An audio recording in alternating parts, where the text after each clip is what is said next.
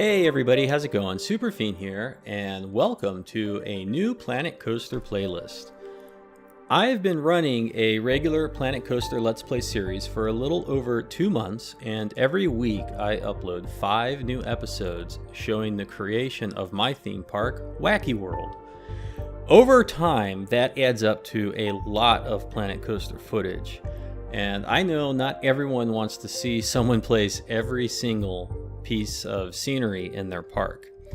In order to share Whacky World with as wide an audience as possible, I've decided to start a second playlist that will consist of condensed or time-lapse videos showing how I built the more interesting creations within Whacky World.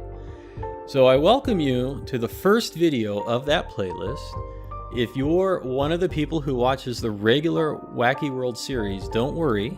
I will continue to upload those episodes on a daily basis to show you in excruciating detail exactly how Whacky World is being made. And believe me when I say sometimes it is excruciating.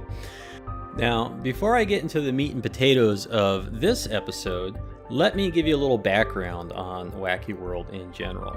Whacky World is a challenge mode park, and I started it by building a small, profitable, quote-unquote, front park. And after doing that, I segmented the map into 6 major areas.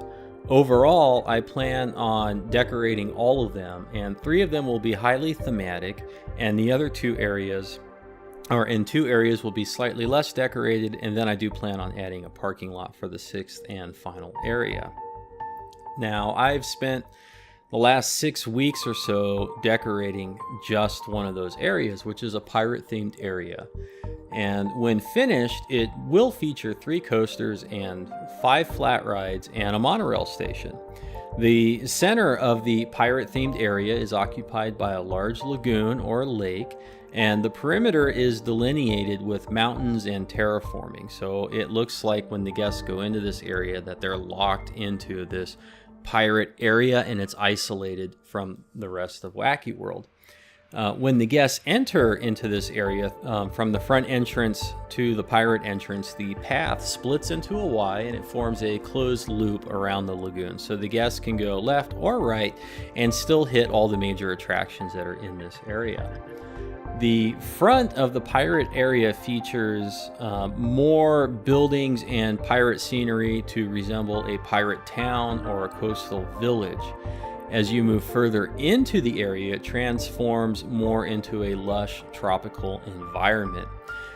Sprinkled throughout the area, though, there are hints of a lost civilization, and the architecture of that civilization bears a stronger resemblance to the pyramids and temples of Central and South America. Now, except for this introductory episode, I plan to keep the commentary for this new series pretty light. Mostly I'll be introducing the attraction or the creation and why I think it's interesting and how it fits into the area or Whacky World as a whole. Now, with all of that said, this particular episode focuses on one of the flat rides. It's the boat that swings back and forth. It's called the Victory.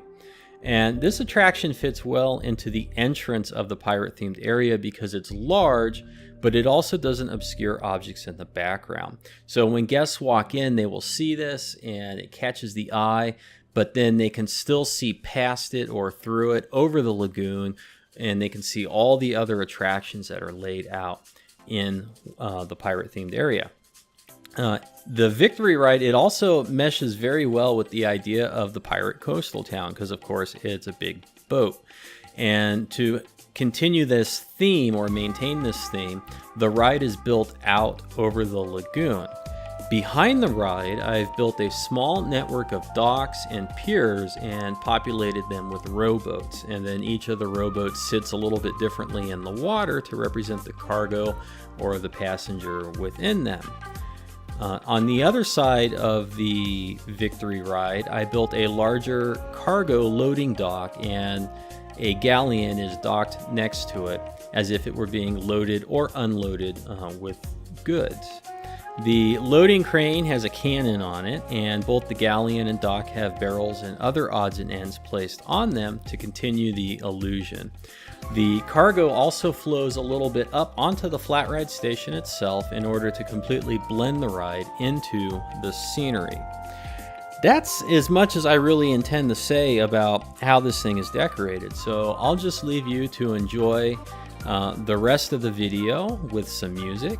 And at the end, the last 10 or 20 seconds, I'll feature what the ride looks like now in the current state of Whacky World. This footage is from episodes 23, 24, and 25 of Whacky World, and the footage at the end is from episode 58, and you can kind of see some of the other elements that are next to the Victory Flat Ride, and behind it you can also see how much Whacky World has changed in 30 episodes. So I thank you for watching. I hope you enjoy the video. Let me know, leave a comment, anything else you want to do, and have yourself a good afternoon.